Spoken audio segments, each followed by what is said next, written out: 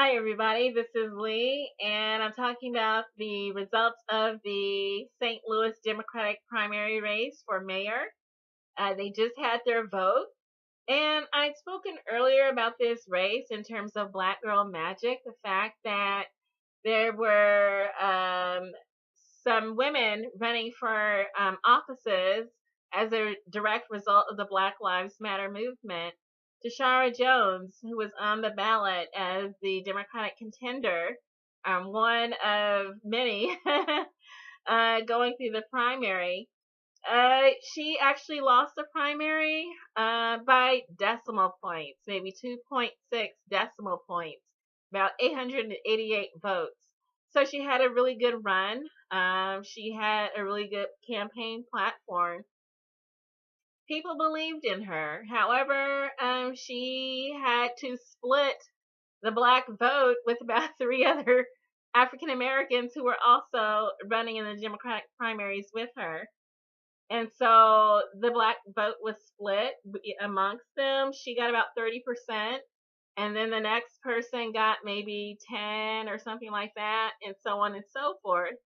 And so by splitting that vote, the Caucasian Democratic challenger, the moderate centrist Democrat who was endorsed by the police union, actually won the Democratic primary for mayor in St. Louis. And this is a cause of concern because the issue of policing in the St. Louis area has been a really hot topic that's caused a lot of stress and tension as a direct result of the Ferguson riots. It's actually become a life or death situation for the residents to really pay attention to outcomes. And despite this, less than one third of eligible voters voted in the Democratic primary, or for that section of the election. And so there's a concern about, I guess, voter motivation, voter concern, um, also outreach issues, maybe voter education. And so, some things that could have gone right went wrong. And so Tashara Jones did not win, but she may still win. This is how she might be able to do it. She nearly won. Not quite a virtual tie, but close.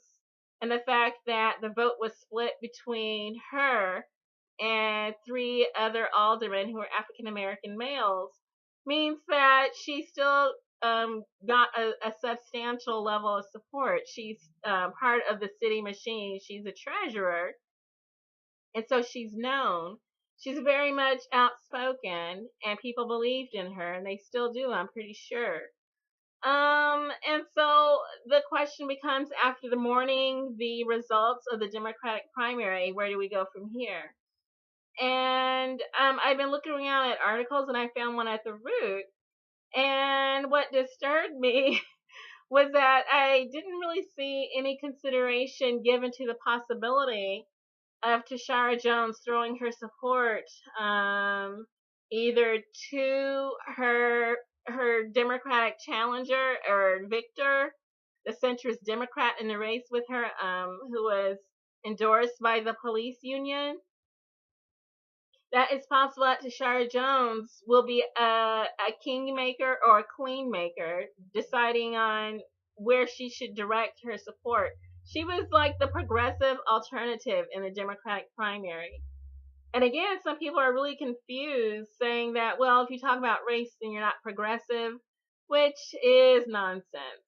And so if you are African American and you're living in a city under siege by overzealous policing, it does become a life or death situation based on your identity. And if you're of a identity that is targeted, then you will speak on that issue and you will be progressive if you have that political leaning. And so Tashara Jones was a progressive in that race. She was pro people. She wanted to have community oversight over the police. she wanted to move the city forward economically as well, and so on many issues. Um, but she was basically the Bernie Sanders in that race. If Bernie were a black woman named Tashara, and he lived in St. Louis, maybe, and that her Democratic challenger was the Hillary Clinton. And then we also have a Jill Stein in the race. There is a Green candidate for mayor who is still in the race and who will be on the ballot for the April 4th general election for mayor in St. Louis. This is Jonathan McFarland. And I noted that because I've spoken of him on this channel when I was talking about down ballot races. And, the fact that he's a Green. And so, of course, his views line up pretty clearly with Tashara Jones. And I'm going to go through Jonathan McFarland's platform, of course, from a Green point of view. And then also the fact that the articles I saw, at the root didn't really mention that there was still a progressive alternative to consider in the race. And that disturbed me greatly. And I don't know if it's about voter education, a lack of media access, or what the barrier is. I mean, he is on the ballot. He has been campaigning, I hope. It seems like he has been. And then participating in media events.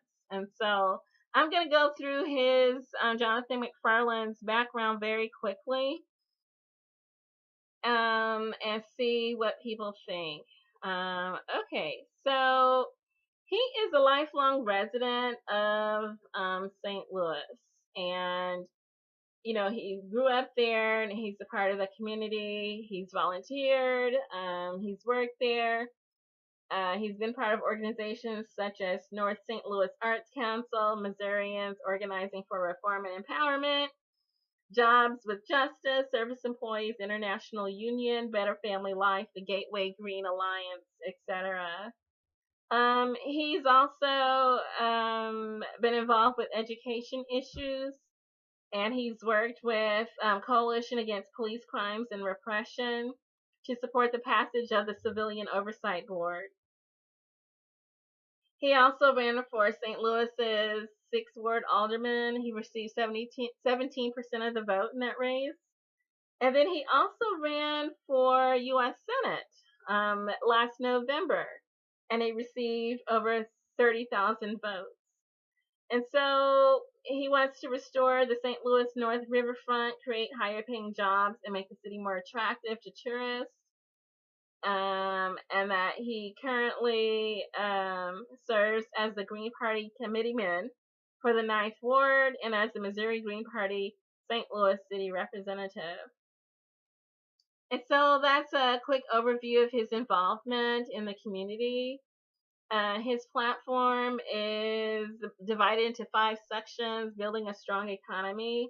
He wants to bring renewable energy, manufacturing, and design jobs to St. Louis. And then ensure St. Louis has family entertainment venues, affordable housing, and public schools to attract new residents. And then also, provide adequate compensation to St. Louis workers. In terms of education, he supports strengthening the public school system, and that he wants St. Louis public schools to once again be accredited.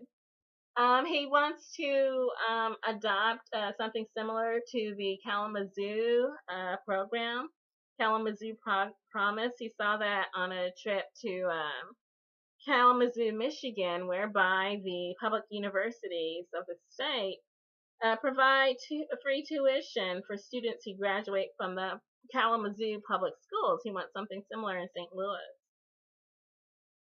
And also limit the busing program and return control to the elected school board, and to dedicate funding and resources back into the city schools. Okay, in terms of crime and policing, he says it's best to address the cause and not the symptom, and that he feels that police should be required to wear body cameras that cannot be turned off for their safety and the safety of city residents, and that there should be emphasis on de-escalation training and some substance abuse intervention training, also mental health, um, recognition of mental illness and cognitive disorders, and then implicit bias training as well. All sorts of training, and then community type policing, responsible gun legislation, things like that. And so, also, he wants to focus on the environment. Being a green, that's no surprise, and that the fact that he recognizes that St. Louis has a high occurrence of asthma that's due to poor air quality, and the fact that the soil is heavily contaminated with lead and other toxins. And so he says that it's necessary to protect the water too as well, and that he wants to embrace the future by leading the movement towards renewable energy. And so, on the last point, he focuses on race relations. Again, if you're part of an identity that is targeted for violence and repression based on race, you do have to speak up about it and recognize it and ensure that it's addressed. Pretending that you don't see it, pretending that it's all economic, that doesn't make the problem go away. It just makes you feel better. And then also, he wants to state here that it's impossible to have a conversation about moving St. Louis forward without also discussing the need for improved race relations, that the city is highly segregated in businesses, schools, and entertainment venues, and that it's at a disadvantage to the residents of the city, and that there is a type of prejudice from certain organizations that use demeaning tactics to discourage African Americans from patronizing their establishments. And so these are the things that Jonathan McFarland wants to address. What I'm wondering is if Jonathan McFarland feels up to getting in touch with Tashara Jones and seeing how she feels about his platform, and if it's something that she agrees with and can get behind, and whether her supporters feel the same, the people that nearly caused her win in the Democratic primary, or whether Tashara Jones will toe the Democratic Party line, as many people have done, and get behind a candidate who was the pick of the police union, and who is a moderate, who is a centrist, and has indicated that she wishes to maintain the status quo of the city. So you do have a progressive in the race, and then you have a centrist moderate in the race.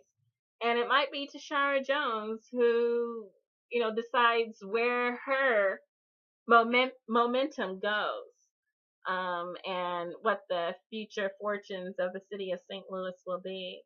It'll be interesting to see how that plays out. I'll keep watching, and we'll soon find out on April 4th how things turn out in St. Louis. Good luck.